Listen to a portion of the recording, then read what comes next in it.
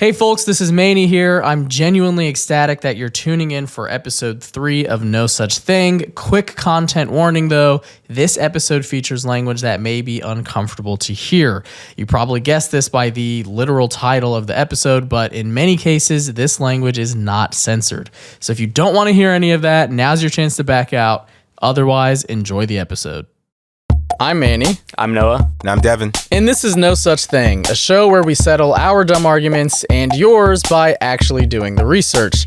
Today's episode is about the return of slurs. We'll talk about why we think this is happening. We'll hear from some people who are using slurs again, and we'll also interview a very special guest. There's no such thing. No such thing. No such thing.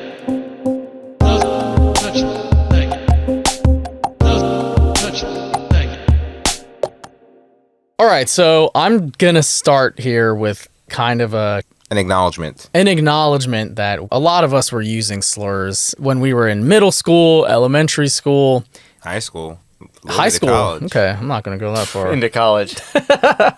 I remember specifically in middle school, you know, I was in the Halo 2 lobbies. Like that was not a safe space, so to speak. You were getting racial slurs, homophobic slurs, the R word just flying left and right every other word, especially when you would lose, which I never did.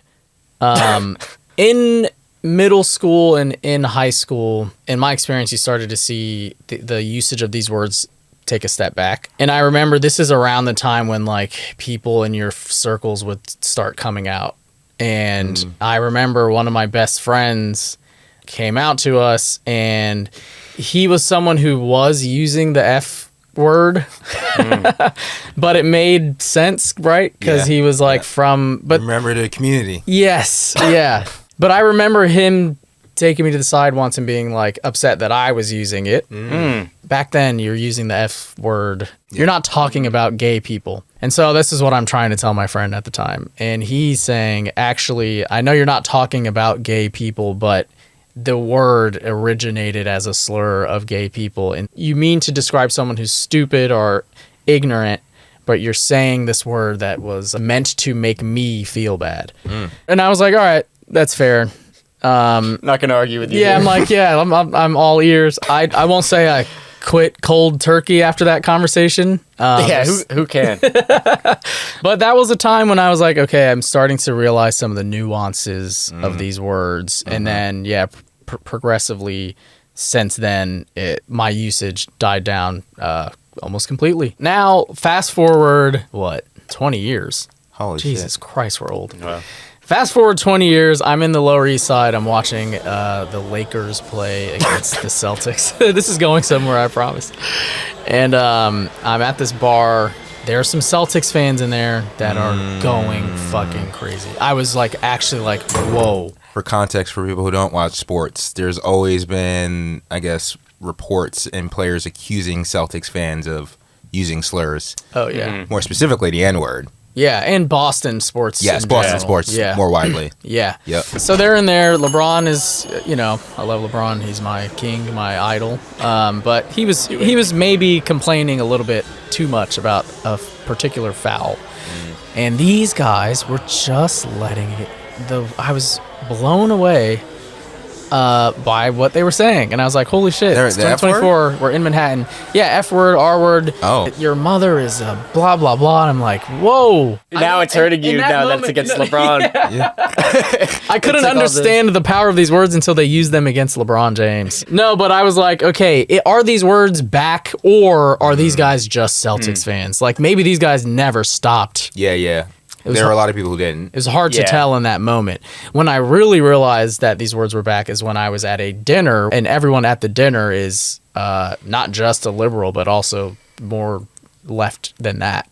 To be fair, like, so many of them are queer, and so like if you're queer using that F word, it's like reclaiming it to some degree, or attempt to, maybe. Yeah, but I was still surprised at the high usage rate within that conversation, and that's when I was like, okay, something's going on here. So that's kind of been my experience. I'm curious, what your guys' experience with hearing these slurs are. So yeah, obviously we have a lot of the same friends, so I've noticed it in our friend group as well.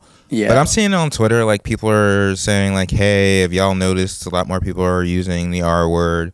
And then that new FX show, The English Teacher, was in the trailer. The kids this year, they're not into being woke anymore. It's circled back It's around. circled all the way around. They're saying the R word again. So it's reached, FX writer level of popularity now. It's not just a us thing. But did you guys like use slurs growing up? To be honest, and this is not me trying to Here we paint go. myself. Revisionist history. I really never used Never either said of a those. slur in his life. I'll say the only time I've ever used R word is like if I'm by myself gaming and it's at myself. Like, Wow. I'm frustrated and I'll say it. But like, I'm not gaming on. I'm not on Xbox Live. This is some sort of You're talking to self-hate. yourself. That's darker, to be honest.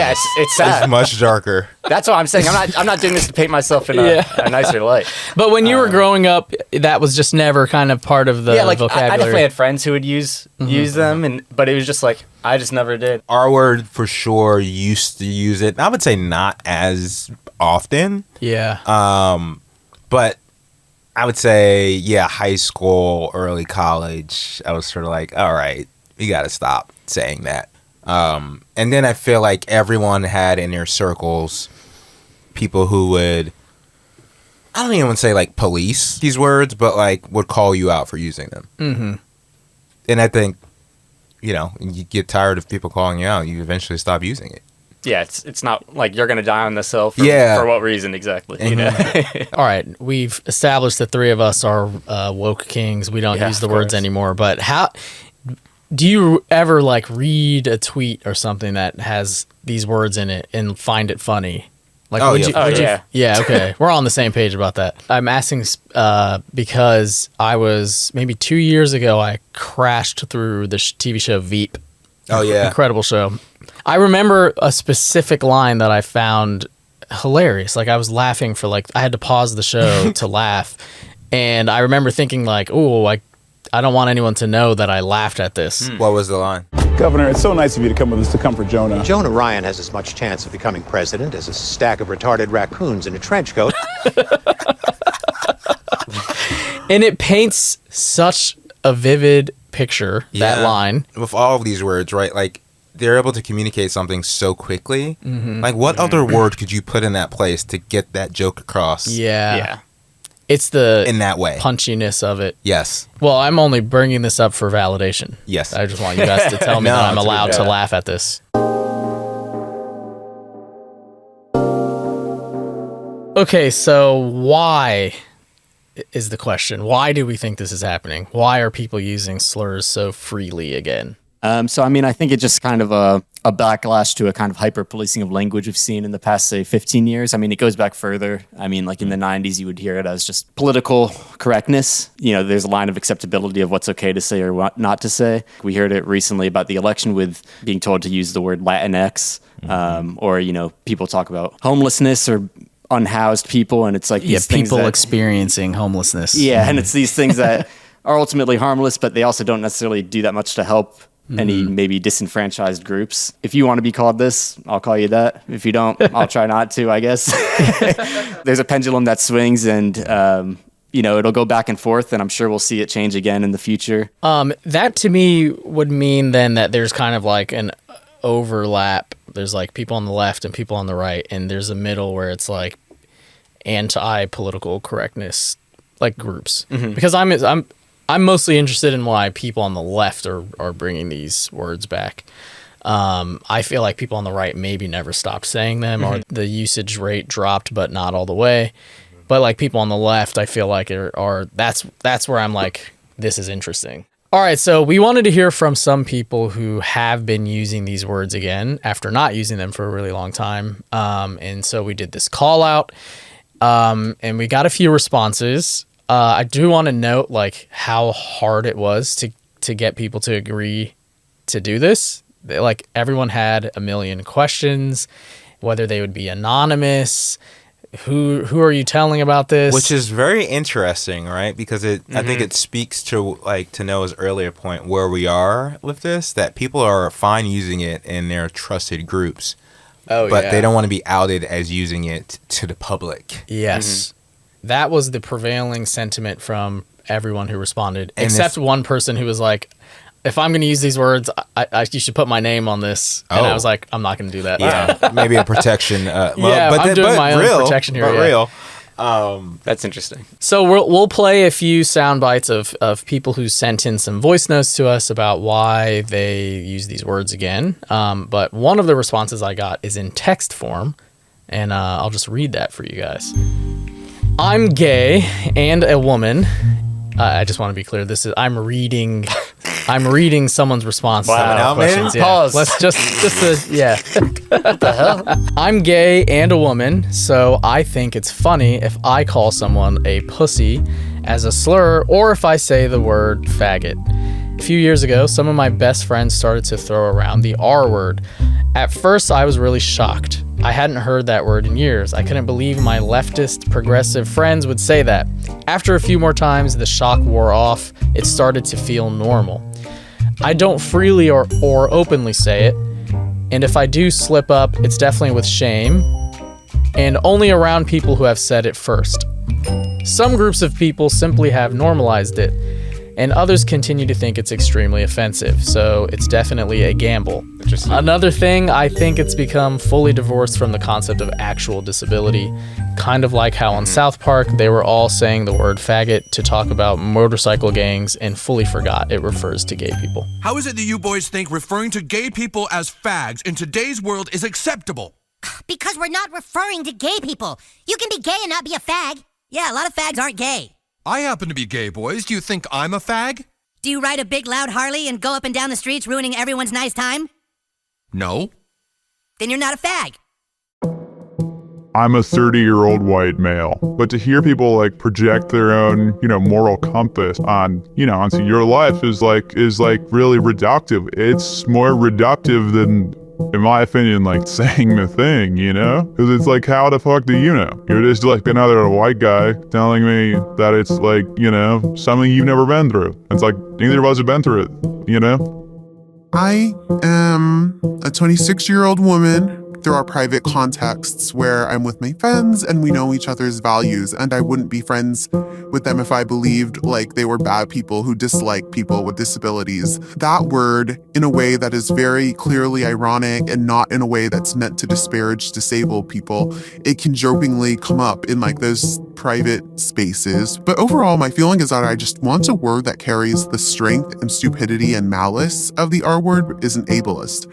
And that's something that I hope is introduced into the vernacular at some point. For three guys who are looking for an answer to why people are using these words again, we are in luck. Because after the break, we're going to be talking to someone who did a story about this. No such thing. No such thing. All right, we're back. This is Manny. I'm Noah. Devin. And we have a very special guest. Mia DeGraff is a deputy executive editor at Business Insider, and she was actually the editor of a piece about this very topic, the return of slurs. And she also happens to be my girlfriend. So there's some light nepotism going on here, but you're actually uniquely qualified to talk about this. Yes, I am. Recently, Mia, you put together a story about this very thing that we're talking about, the return of slurs. Tell us how this story came about. Yeah, so I'm on a team that I'm a health editor, but our work spans into psychology as well. Mm-hmm. So the psychology reporter who I was speaking with, and she was like, I feel like everyone's saying slurs and it's liberal lefty people. And I was like, oh, this is so true. And it's a vibe shift that I think everyone has seen. You hear it around. It's like on Twitter, like random people saying it. But I haven't seen like a definitive article that really charts like why this is happening, when this happened, can you measure it in any way? So I was like, great, let's get into it. It took us so long to try and really piece it together because it's so kind of amorphous. Like it's just this thing that it's definitely happening and you feel it and you see it, but it's hard to really pinpoint where and why and how. It's not like a data point that's like, actually, the R word is up 10% today. Right. Well, because I've been in science journalist for like 10 years, and everything we do is like, using studies and data and all that kind of thing. And this is the kind of thing that you just can't measure because it A, moves so quickly, and B, it's like really specifically developed online. And it's people who you can't really identify who they are, or like because this is what Julia Pukachevsky, the psychology reporter who came to me with this idea, and our first port of call was just like calling out to people to be like, do you use this? What do you think about it? And I had so many responses. I posted an Instagram story and I had hundreds, and I really don't have that many Instagram followers, so this was a high proportion. I had hundreds of people coming in being like, yeah, I use these slurs and I find it really funny. Like most people who responded to my stories, and these are people who I would not have expected. And I was like, what? Like admitting to using it. Yeah, I was like, what words do you use? And they're like, oh yeah, I say things are gay, or I use insert random slurs. And I'm like, why? And they're like, because it's funny. And then to each one I'd be like, oh, can we talk about it like officially? And they'd be like, no.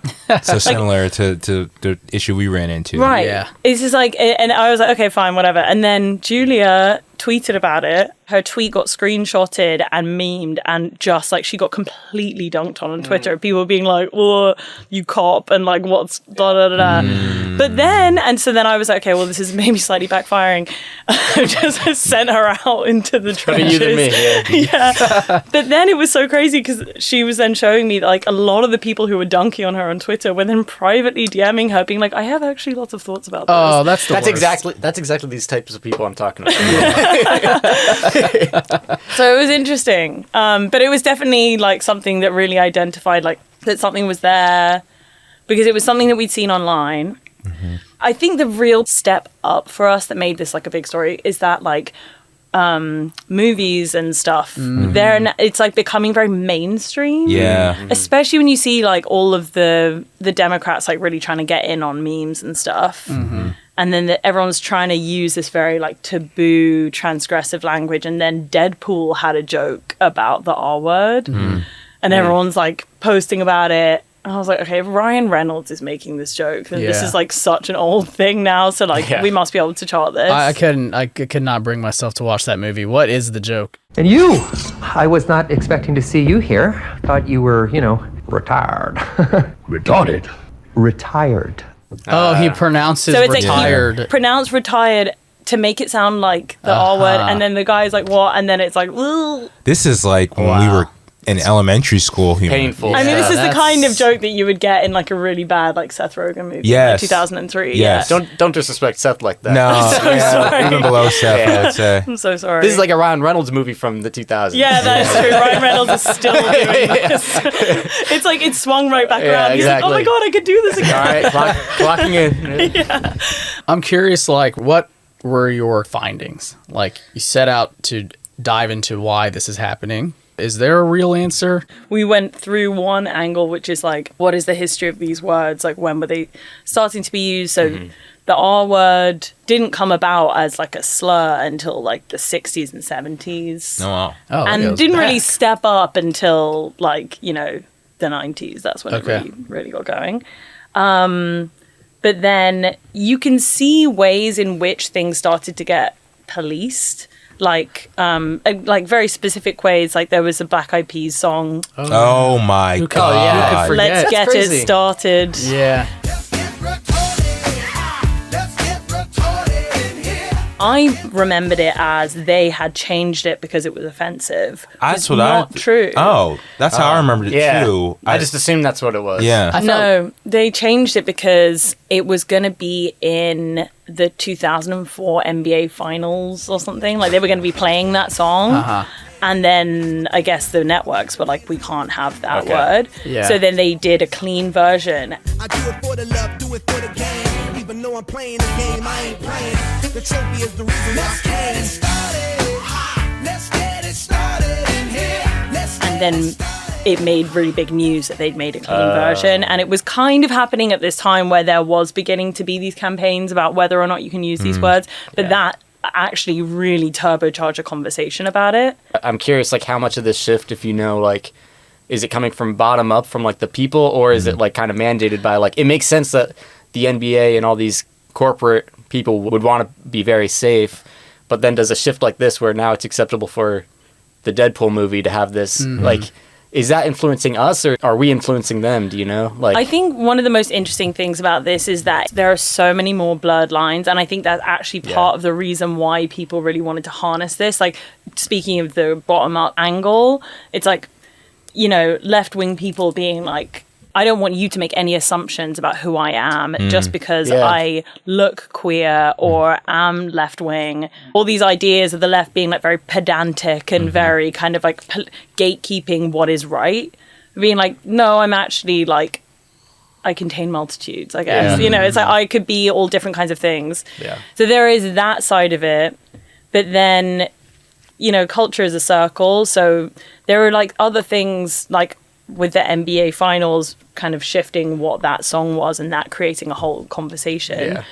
Like a few years later, there was a legal shift where Obama signed Rosa's Law, which basically meant that you couldn't use the word mental retardation anymore. Now, Rosa's Law takes her idea a step further. It amends the language in all federal health, education, and labor laws to remove that same phrase and instead refer to Americans living with an intellectual disability. That it was basically removing the R word from like standard language. Oh, I see.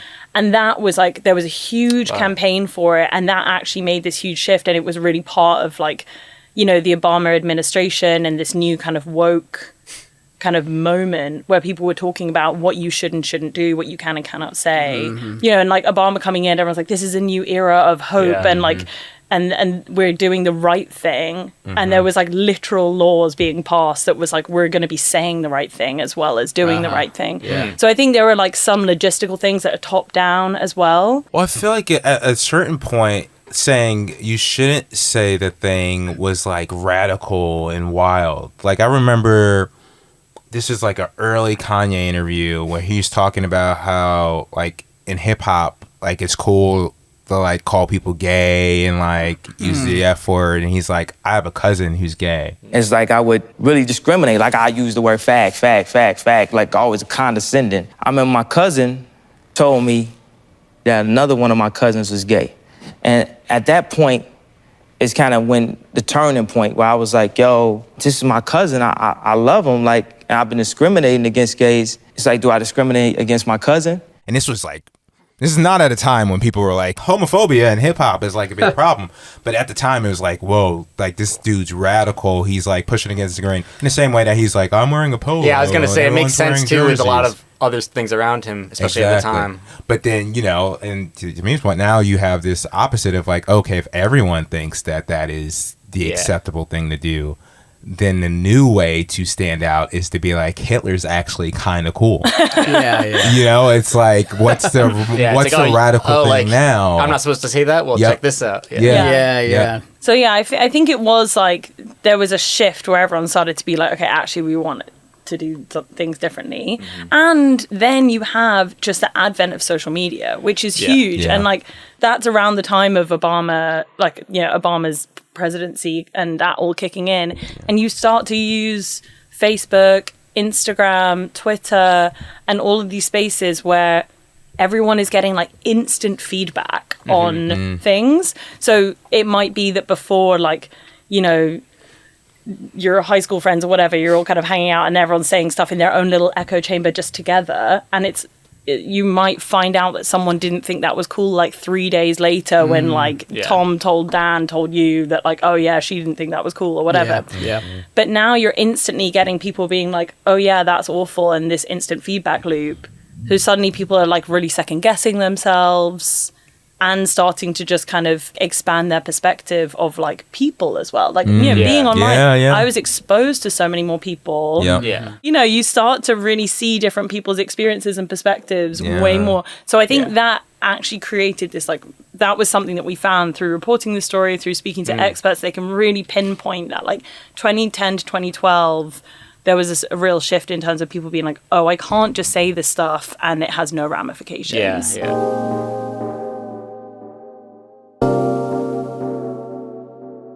Okay, so we're seeing how the return of slurs is kind of a response or overcorrection of the sensitivity levels of the 2010s. You've got the Black Eyed Peas in the NBA. You've got Obama leading the effort of getting the R word out of medicine. Social media appears and it opens people up to these new perspectives. And then people are kind of just revolting against this after that. But the piece also talks about the Red Scare podcast and the effect that it probably had on the return of slurs. Like, we in this room know what that show is, but for people who don't, can you just take us down that path a bit? Yeah, the Red Scare is something that's come up with literally anyone, everyone we've spoken to about this pretty much. I mean, some people not, but like most people who are like liberal online people were like, oh, well, obviously the Red Scare. Yeah, I guess I'd like to take a hard line right now and say that I think it's fine to say retarded. And that everyone who thinks it's not fine to say retarded is probably pretty retarded. So the Red Scare was this podcast. It's two women who termed themselves as bohemian layabouts. Jesus Christ. They're kind of like really capture what you would call the dirtbag left, where they're kind of like coming at things from a socialist perspective and really taking issue with like the centrist part of the Democrat Party that's like these kind of really polished, flashy people who are also like raging war in the Middle East and stuff. So they're like, you've got these kind of liberal coded ideals and you're winning elections, but are you actually championing rights for like working people and stuff? So that was kind of how they built up. They started in 2018, but they really exploded in 2020 during COVID, where everyone's like sitting around and also feeling very frustrated. Like, you have all of these like big political things that are bubbling up, and they're actually just like speaking about it in a very kind of like layabout, like kind of refreshing way. Because, you know, everyone's suddenly at home and we're all laying about, you know, like, so they're talking about things, but they were doing this kind of thing that was this like transgressive language. They were just dropping the R word left and right and being and openly defending it, being like, I don't need to be polished, I don't need to, oh, what, you think I'm a perfect liberal so I wouldn't say this.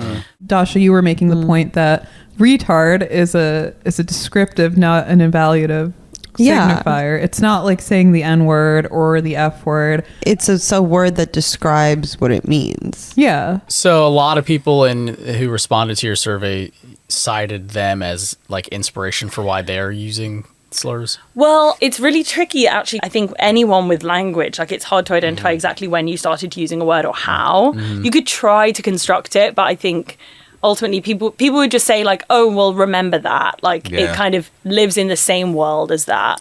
So it was definitely like a point that people would cite as like, oh, that existed, and that's definitely a part of my understanding of this word, of it coming back. But a lot of people, like I said, we had over 100 people in the survey, and like it came up a lot. Interesting. So and there was Chapo Trap House as well. Oh yeah, it's another Dirtbag Left podcast. Cumtown. Where they would just use these words, kind of being like, the whole identity of the podcast is that they're liberal. So then they're using these words as kind of like a taboo type thing. And it really, I mean, it gained traction because I think taboo can feel very refreshing sometimes. Yeah, sure. But also just like, you know, you're not meant to say it. So people online and stuff are just drawn to taboo. Yeah. And I find this at like, in my work, where I like work at a digital media company, and it's like metrics based, you're kind of looking at how many clicks each story is getting and what engagement each story is getting. And every single time, if you have a taboo, like I work on health, if we write a story about poop, like the numbers are crazy. Oh yeah, I'm clicking on that. But it's like we did one story about a marathon runner who pooped herself while she was running, and there was a photo, and like it's still the highest read story I've ever published. Which is silly. So I think that's like an aside, but like people are really drawn to taboo, and it feels like, oh, it's something I shouldn't do, but I'm online and I can do it. There's a thrill. I guess. And it's private. Like this Red Scare podcast, it's just on. It's like it's in your ears. It's in your ears. You feel like you're sitting with them talking, and they're just saying it to you. Yeah. It doesn't feel like it's a big public thing. it's like your social circle is that, like, hopefully people feel like they're a part of our social circle with this podcast. Right? Yeah, Lord willing. So it's like your friends, it feels like your friends are using it. So you may be more open to using it. Wow. Well, I feel like we have learned so much. Thank you so much for joining us. Thanks for having me. Yeah, thank you. And I'll see you later.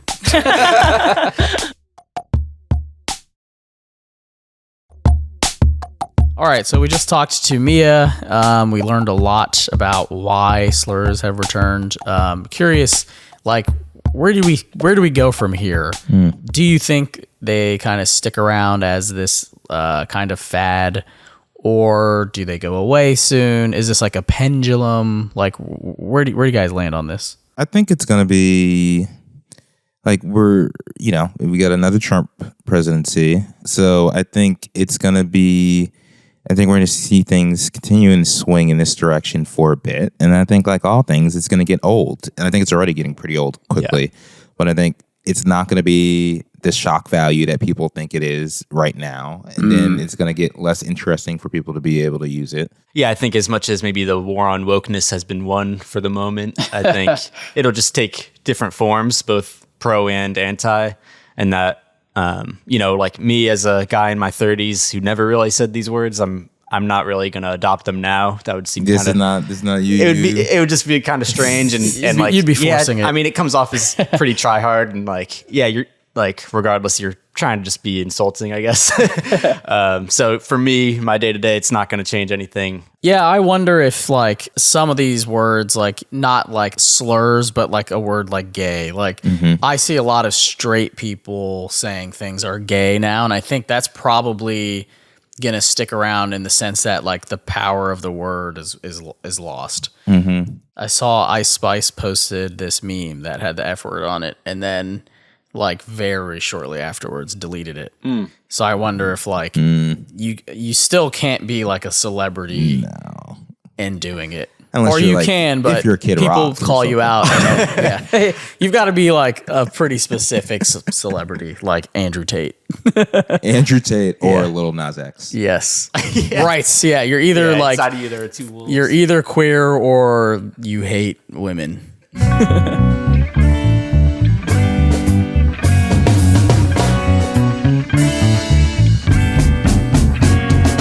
This was No Such Thing by Manny, Noah, and Devin. Our guest today was Mia DeGroff, Deputy Executive Editor at Business Insider.